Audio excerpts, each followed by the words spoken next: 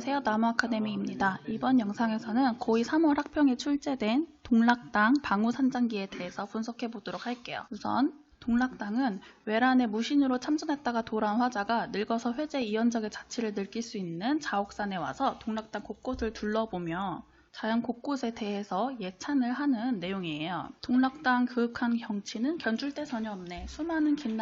수많은 긴 대나무 신에 따라 둘러있고 만권의 서책은 내벽에 쌓였으니 이 부분에서 대구법이 사용되었죠. 왼쪽엔 안회증삼, 오른쪽엔 자유자하. 이 부분은 회제의 이원적의 모습을 안회증삼과 자유자하를 거느린 공자에 비유한 표현이에요. 한가로운 가운데 깨우친 것을 혼자서 즐기도다. 동락, 이 이름에 맞는들 그 누가 알리. 학문 수양 중심의 공간인 동락당이 동락이 지닌 의미, 즉 혼자서 즐긴다는 이 의미에 부합하다고 말하고 있는 거죠. 사마원공 동락원이 아무리 좋다 한들 그 속에 참 즐거움 이 동락의 견줄소냐 라고 서리법을 통해서 화자가 느끼는 즐거움을 드러내고 있어요. 양진암에 돌아들어 바람 쐬며 바라보니 내 뜻도 뚜렷하다.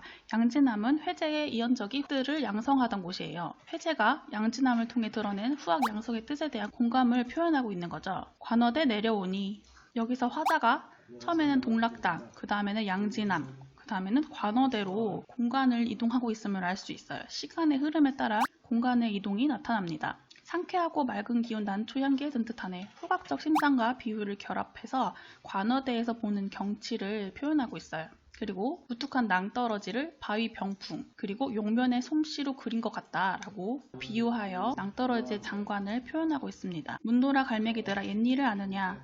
여기에서는 자연물에 인격을 부여하여 질문을 던짐으로써 이어질 내용 옛일, 여기서 옛일은 엄자른과 관련된 고사예요. 자연물에게 질문하면서 이어질 내용을 이끌어내고 있죠.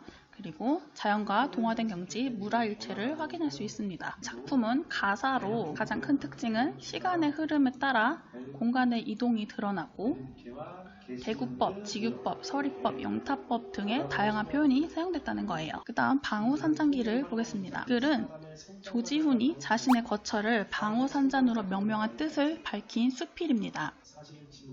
바로 지문을 볼게요.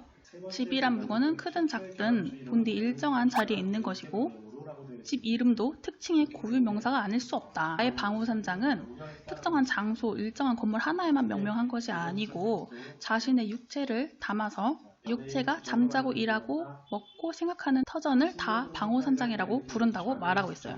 이 앞에 나온 부분은 집에 대한, 집 이름에 대한 일반적인 생각인 거고 뒤에 나오는 부분은 집, 그리고 집 이름에 대한 글쓴이의 개성적인 생각인 거예요. 집에 대한 일반적인 생각은 집은 일정한 자리에 고정되어 있고 이동할 수도 없고 집 이름은 고유명사입니다. 하지만 글쓴이는 이와 반대로 집이라는 명칭이 이러한 하나의 공간에만 국한되는 게 아니고 집 이름은 고유명사가 아니라는 것입니다. 이 글쓴이의 방우산장은 산에 있거나 산에 있지 않거나 똑같이 산장이라고 불러요. 내가 본디 산에서 나고 또 장차 산으로 돌아갈 자이기 때문이다. 이 부분에서 산장이라는 명칭의 근거와 함께 나가 귀의하고자 하는 공간의 성격, 즉 자연이죠. 자연으로 돌아가고자 하는 게 드러납니다. 방우산장의 이름에 갑할 집은 열손을 넘어 꼽게 된다.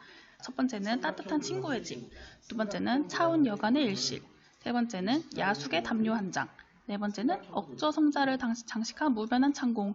이 뜻은 술에 취해서 아무 곳에나 들어 누워도 그곳이 곧 방우산장이라는 뜻입니다.